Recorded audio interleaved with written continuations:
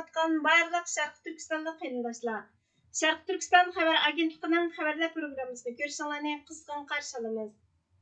12 oktyabr günü Xitay təcavüzçilərinin vətənimiz Şərq Türkistanğa besib kirganligining 74 yillik qara kuni.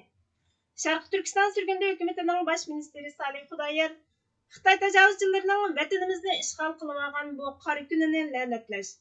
Şərq Türkistanның müstəqilligini əsliga keltirish uchun davlatlarning yordamini qo'lga keltirish maqsadida dunyoning har qaysi joylarida yashayotgan barliq Şərq Türkistanliklarni namoyish qilishga chaqiriq qildi. Tuanda bosh ministerimizning chaqiriqini diqqatingizga sunamiz. Assalomu alaykum barliq Şərq Türkistanlik qarindoshlar. Hammanglarniki mush vaqtinglar xayrlik bo'lsin. Hammanglarga ma'lum bo'lganidek, oldimizdagi payshanba kuni 12 oktyabr, yani 10 ayning 12-si Xitoy kommunist tajovuzchilarininki Sharq Turkiston ziminiga tajovuz qilgan kunninki 74-yilligi.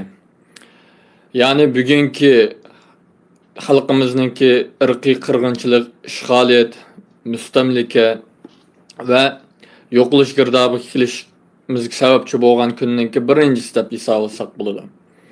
Buni la'natlash uchun dunyoning har qaysi joylaridagi qarindoshlarimizni, tashkilotlarimizni, aktivist faoliyatchilarimizni va umumiy xalqimizni o'zininki turishliq davlatininki, hozirgi turayotgan davlatninki mayli Aqsaray, ya'ni davlat mahkamasida yoki tashqi ishlar ministrligi oldida yoki boshqa davlat binolar oldida Muşu Xitayninki Şərq Türkistonni tajovuz qilgan kunininki 74-yilini la'natlab namoyish urilishtirishini chaqiriq qilamiz va xalqaroga yolg'izlan bu kunni la'natlashdan sirt Şərq Türkiston xalqininki mustaqilligidan voz kechmaganligini va Şərq Türkistonning mustaqilligini asliga keltirish uchun qo'limizdan keladigan har turlik fidokorlikni beraleydiganligimizni va vatanimizning mustaqilligini asliga keltirish uchun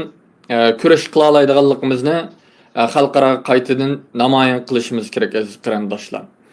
Ba'zi tashkilotlar, ba'zi aktivistlar 10 ayning 1-ni Xitoyning kommunistlarininki Sharq Turkistonni tajovuz qilgan kuni deb xato tushuntirishlarda va xato aletinde namoyishlik qilibdi. Hamda Xitoy 10 ayning 1-kuni Xitoy atalmış xalq jumhuriyatining qurilgan kuni. Xitoy kommunistlari 10 ayning 12-kunida Sharq Turkiston zaminiga tajovuz qilishni boshladi va 10 ayning 12-sida va 12-ayningki 22-sida mustaqil Sharq Turkiston jumhuriyatini ag'dirib o'tdi. Bu kunlarni obdan bilishimiz kerak. Bo'libmi bizningki tarixchilarimiz, ziyolilarimiz buni xalqimizga tushuntirish vazifasi bor. Yana shu xato kunni Xitoy ma kuni bizni besib oldi deb xato kunni nim qilsak bu davlatchilik nimaga yarashmaydi aziz qarindoshlar. Shuning uchun biz barliq, yana qayta deyman, barliq dunyoning har qaysi joylaridagi Sharq Turkiston, o'zini Sharq Turkistonlik deydigan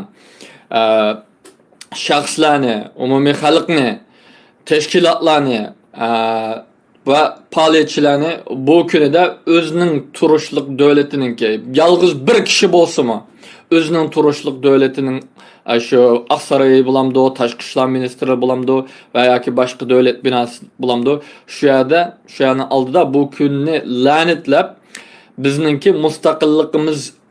mustaqilligimizni asliga keltirish irodamizdan voz kechmaganligimizni va mustaqilligimizni asliga keltirish uchun xalqaro agar bir fursat yaratib bersa, ozroq yordam qilsa, biz barlig'imizni davlatimizning mustaqilligini asliga keltirish uchun ata oladiganligimizni xalqaroga bildirishimiz kerak aziz qarindoshlar. Rahmat. Shuning bilan Aqsarayninki Amerikada Aqsarayning oldida soat 1dan 3gacha Şu aldığımız kelar payshanba kuni 10 ayning 12-sida bu qora kunni, bu la'natli kunni la'natlaymiz va xalqaroni Sharq Turkistonniki Xitoyning Sharq Turkistonni qilayotgan irqiy qirg'inchiligi, ishg'oliyati va mustamlikasiga qarshi amaliy tadbir va harakatlarni qo'llanishini va Sharq Turkiston xalqininki mustaqillik harakatini, mustaqilligini asli keltirish kurashini qo'llashini chaqiriq qilamiz.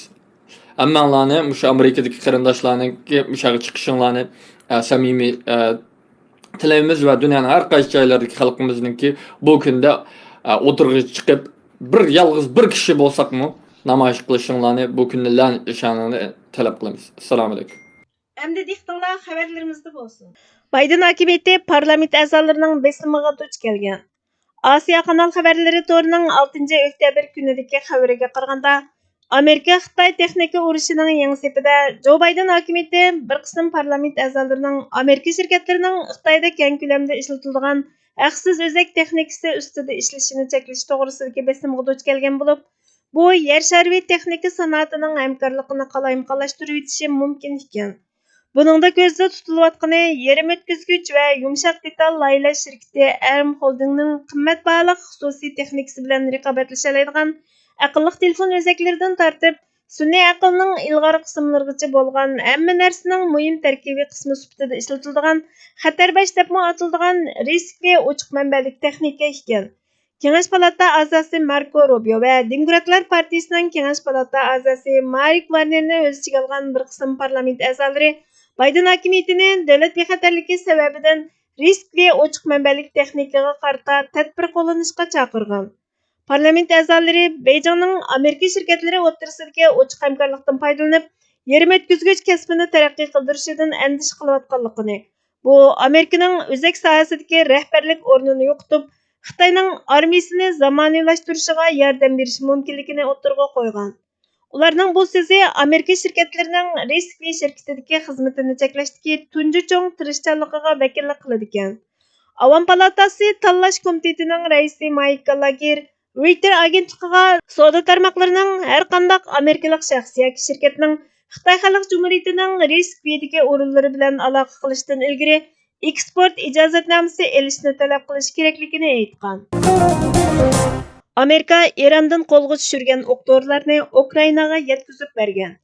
New York vaqti xabar torining 4 oktyabr kunidagi xabariga qaraganda, Amerika armiyasining markaziy qo'mondonlik o'rni chorshanba kunidagi bayonotida bu haftaning boshlarida Erondan qo'lga tushirgan Sovet mazgillarida ishlangan 1 milliard 1 million mashina qatim avtomat va miltiqlarni Ukraina qismlariga yetkazgan. Bayonotga qaraganda, ittifoqdosh dengiz armiyasi 12 oyda Eron Islom inqilobiy qo'g'dinish atriti Birlashgan Davlatlar Tashkiloti bexatarlik kengashining bu xil yetkilishni cheklash qaroriga xiloflik qilib, Yamanga qarab mangan tizimga oldirmagan shamol energiyasi bilan harakatlanadigan vatansiz arab yelkini deb atalgan kema orqali Yamandagi Xusi qo'zg'olonchilariga avatgan o'q-dorilarni qo'lga tushirgan. Amerika hukumati 7 oyda Amerika Adliya ministrligining Eron ustidan haq talab da'vosi etish orqali o'q-dorini qo'lga tushirib, Ukrainaga avatishning qonuniy yo'llari ustida izlangan. Davlat mudofaa ministrligining bir amaldori chorshanba kunidagi bayonotida Amerikalik amaldorlarning AK-47 tipli avtomatni o'z ichiga olgan Erondan qo'lga tushirgan boshqa qurollarni Ukrainaga avatishining qonuniy yo'llari haqida izlanmoqda ekan. Erondan qo'lga tushirgan o'q-dorilar Ukraina jang maydonining bir necha kunlik, ya'ni 2000 dona avtomatning ehtiyojini qamday oladi ekan. Parlament Biden hukumatining 241 milliard dollar qo'shimcha yordam talab qilish talabini tasdiqlamaslikni munozara qiladi ekan. G'arb davlatlari Ukrainaga bergan qurol-yarog' va'dasini o'rindash uchun yetarli ta'minotga erishishda qiyinchilikqa duch kelgan. Tajovuzchilarning qalamkashlari va kanaylari. Uyg'unish harakati o'liklar dunyosiga nisbatan hayotlik olib kelsa, tajovuzchilik dunyosiga nisbatan xatar va og'ir tahdid olib keladi. Mustamlika qilingan ellarda uyg'unish uchqunlari o'tirg'a chiqishga boshlagan hamon tajovuzchilar mustamlika qilingan millatlardan o'zlariga sodiq xizmat qiladigan qalamkashlarni, darvishlarni va har xil qiyofatdagi josuslarni yetishtirishga boshlaydi. Mustamlika ideyasini qabul qilgan qalamkashlar, kanaylar va chaparmanlar har zaman uyg'unish ideyalariga to'sqinlik qilishga urinib turdi hamda mustamlika qilingan millatlardagi erkinlik, mustaqillik, kimlik, adolat va qimmat qarash engini burumlashga yoki ojizlashtirishga yoki millatning diqqatini asosliq masaladan boshqa tarafga burashga harakat qiladi. Mustamlika ideyasidagi qalamkashlar barmoqlarini, qalamlarini va tilini tajovuzchilarning planlari va fikrlarini bozorga solish uchun xizmatga soladi. Chunki tajovuzchilar o'zlarining planlarining oshkorlanib qolmasligi uchun o'zlariga vakolatan so'zlaydigan yoki yozadigan setilma qalamkashlarga muhtoj bo'ladi albatta. Mustamlikaga yo'liqqan har qanday bir millatda tajovuzchilarning manfaatlari va ideyalari uchun chakarchilik qilgan, ideyasi zararlangan va axloqi buzilgan qalamkash qurtlar tepilib turadi. Qalamkash qurtlar mustaqillik ideyasidagi siyosiy iqimlarni ojizlashtirish, sog'lom ideya egalariga qalpoq kiydirish, ular haqida fitna ig'vo tepish orqali ish qilg'izmaslik, sog'lom harakatlarning e'tiborini tushirish hamda parchalashga urinish qatorliq ziyonli ishlarning hammasini qilishdan bosh tortmaydi. Cemiyatshunos mutafakkur Malik Nabiy yazmalardan o'zindi. Hurmatli ko'rurmanlar, bugungi xabarlarimiz bu yerda oxirlashdi. Bizga vaqt ayirganingiz uchun ko'p rahmat. Kelar qatimqi programmamizda ko'rishguncha Allohga omonat bo'lgaysizlar.